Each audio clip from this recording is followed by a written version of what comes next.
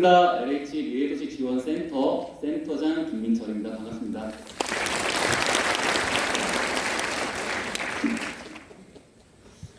먼저 발제락에 앞서서 우리 반달마을이 선도직으로 선정되신 것 다시 한번 축하 말씀 드리겠습니다.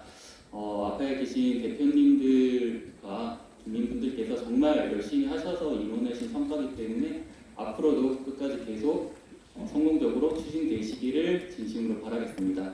자, 그러면 지금부터 공공시행을 통해서 반달마을이 성공적인 사업을 추진할 수 있는 방안에 대해서 설명드리도록 하겠습니다. 네, 먼저 목차입니다. 먼저 노후계획도시 선도지구가 무엇인지 간략하게 설명드리고, 그리고 공공시행 방식이 무엇인지, 그렇다면 LH의 공공시행 추진 방안은 무엇이 있는지 설명드리고, 또 여러분께서 몇 가지 주신 자주 묻는 질문에 대해서 답변드리고 발제를 마치도록 하겠습니다. 먼저 노후계획도시 선도지구입니다. 노후계획도시 선도지구가 무엇인지 정말 간략하게 설명을 드리자면, 전국에 있는 일기 신도시를 포함한 노후계획도시들을 한꺼번에 정비사업을 추진하기는 불가능하겠죠. 그래서 제일 먼저 정비사업을 진행할 지구를 노후계획도시 선도지구라고 합니다. 부천에는 총 16개의 지구가 있었고 12개의 지구의 공모에 참여해 주셔서 우리 반달마을을 포함해서 2개의 지역이 선도지구로 선정되셨습니다. 이 선도지구로 선정되기 위해서 정말 노력 많이 하셨기 때문에 앞으로 어떻게 추진되는지 궁금하실 텐데요. 다음을 보시면 선도지구 선정 이후 추진 단계를 보실 수 있습니다. 이렇게 많은 단계들이 남아 있는데요. 여러분들은 지금 출발 선상에 서 계십니다. 저하고 추진 단계를 한번 살펴보시면요. 먼저 주민분들께서 원하시면 선도지구 공공시행 신청서를 제출하게 되십니다. 신청서를 제출하시면 저희가 주민대표단, 초기 주민 주체인 주민대표단 구성과 예비사업 시행자를 지정하게 되시고요. 그리고 이후에 정비구역 지정을 위해서 정비계획을 만들어가는 과정을 거치게 되고요. 여러분들께서 직접 시공사를 선정하게 되십니다. 그리고 이후에 사업시행 인가, 관리처분 인가를 거쳐서 이주, 착공, 준공, 입주까지 완료하게 되십니다.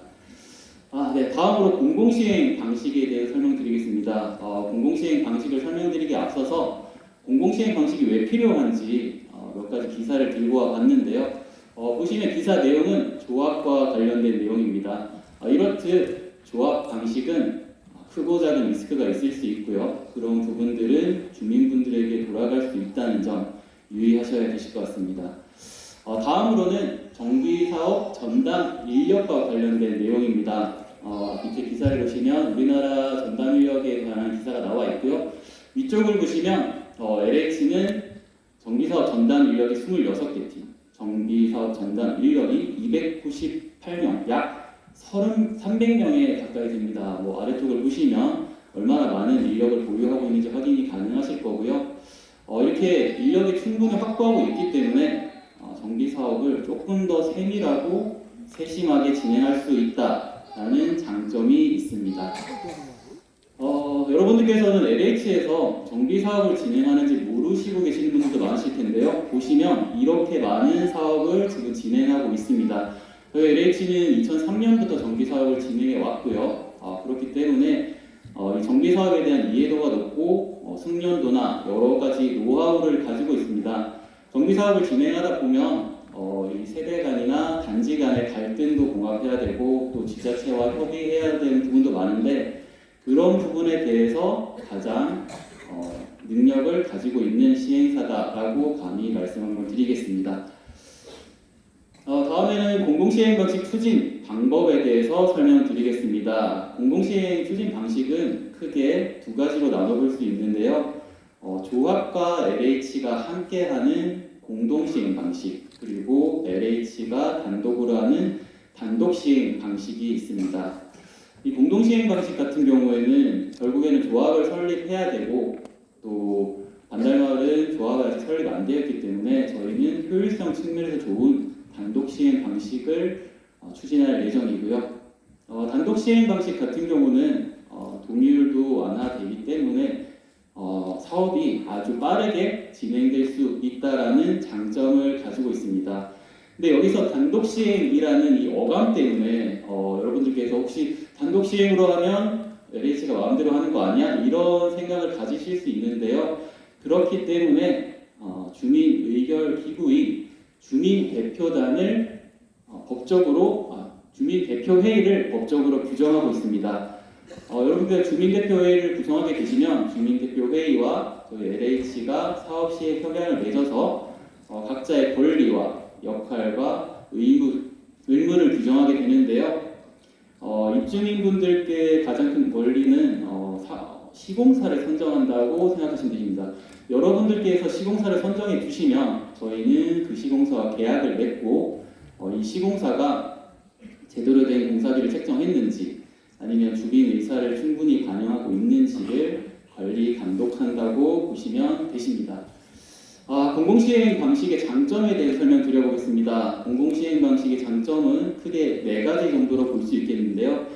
첫 번째로 사업의 신속성입니다. 아까 말씀드렸듯이 주민 동의율이 완화되면서 사업이 빠르게 진행될 수 있는데요. 이 동의율 완화가 얼마나 중요한 거야 이렇게 생각하실 수도 있지만 이 정비 사업의 핵심은 사업을 얼마나 빨리 진행시켜서 사업비를 줄이고 주민 부담을 완화시키느냐가 정말 핵심입니다. 그렇기 때문에 아주 중요한 부분이라고 생각하시면 되시고요.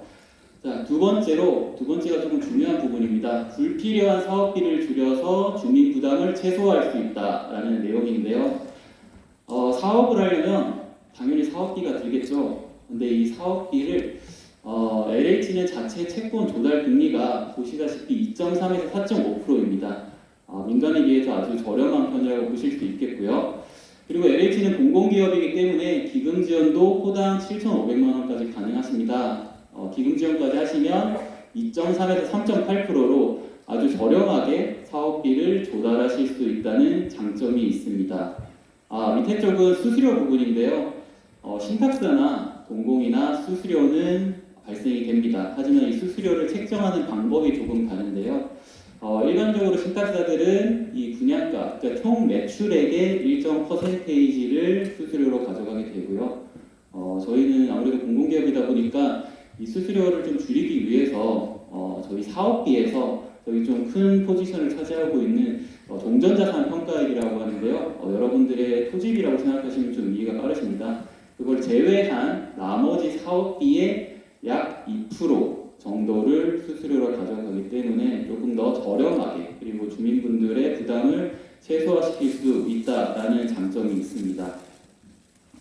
자, 다음으로 공공의 전문성, 공정성, 투명성으로 사업을 안정적으로 진행시킬 수 있다라는 장점이 있습니다. 아까 들어오면서 보다 보니까 이 리플렛에 예비 시행사 방식이 공공 방식이란 여기서 빨간색으로 과도한 공공성을 행사할 가능성이 있음 이렇게 적혀 있는데요.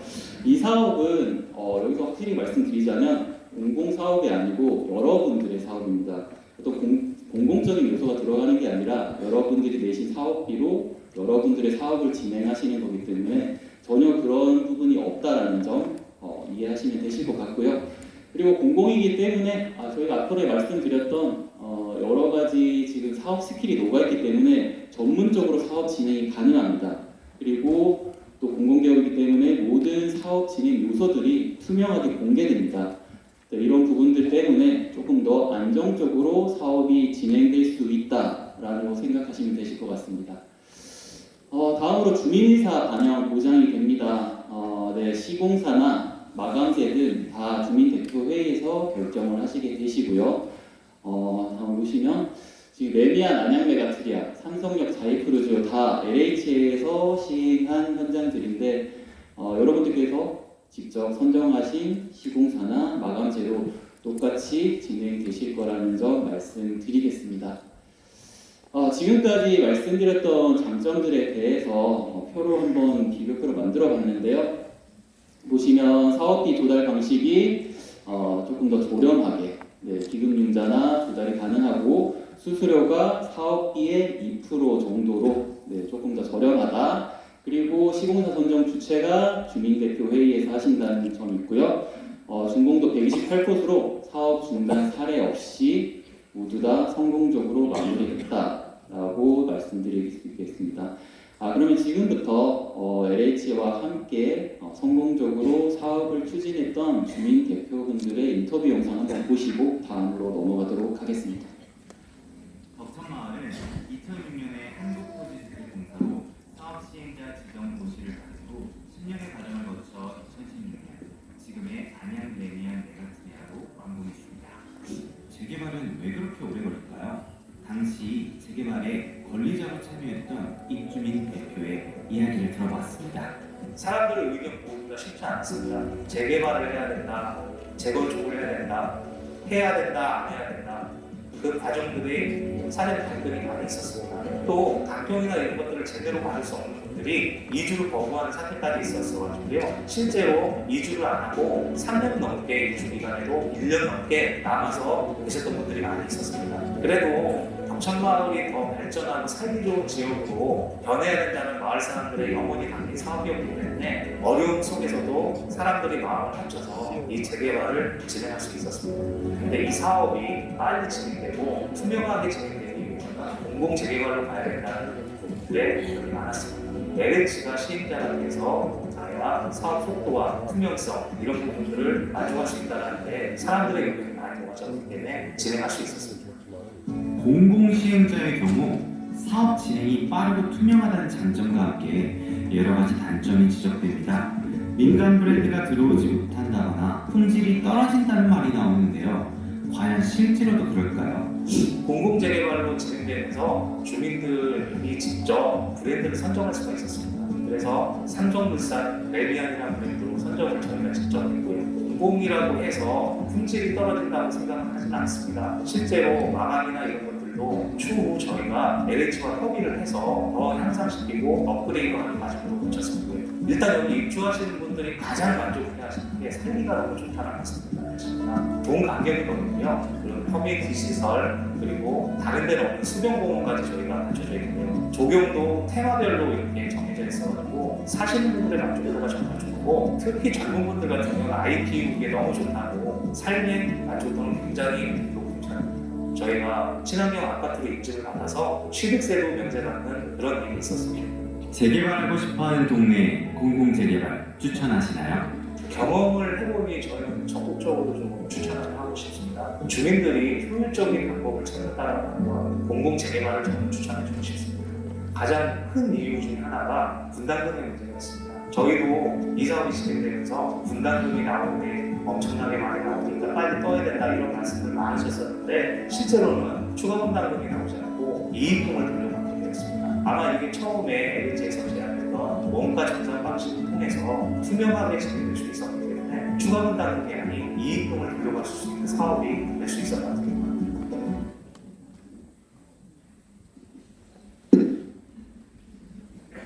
네, 다음으로 공공시행 추진 방안에 대해서 한번 알아보도록 하겠습니다. 먼저 공공시행 추진 일정입니다. 아까 말씀드렸듯이 여러분들께서 원하시면 공공시행 신청서를 제출하게 되시고요.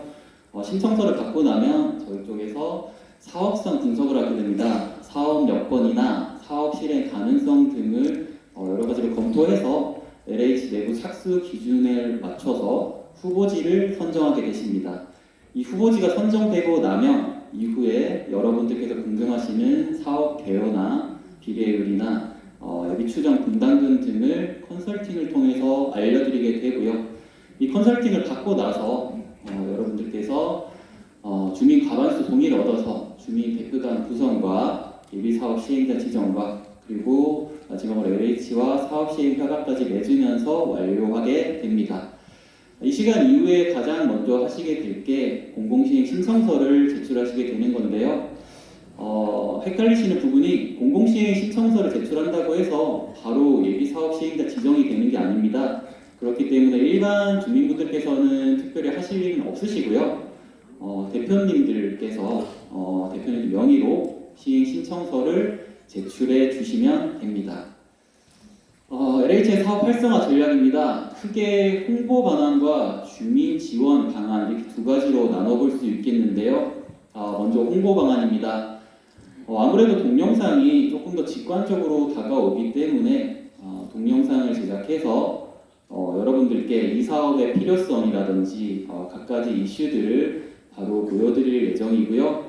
비슷한 맥락으로 우리 동네 소식지를 만들어서 배포할 예정입니다. 각 단지별로 조금 생각이 다르신 분들도 있으시고 또 궁금한 점도 있으시기 때문에 소식지를 만들어서 궁금증을 바로바로 해소해드릴 예정입니다. 주민지원 방안입니다. 초기에 탄탄한 주민 주체를 위해서 저희가 주민 대표단을 구성할 때 도움을 드릴 예정이고요. 좀 세세한 내역은 나중에 예비 사업 시행자를 어떻게 결정할지에 따라서 조금 더 자세하게 알려드릴 예정이고요. 보시면 주민 대표단과 LH 간의 사업 시행 약정을 맺어서 지원을 한 사진들을 보실 수가 있습니다. LH부터 지원받아서 주민 대표단 사무실을 개소하고 운영하는 사진도 보실 수 있으시고요.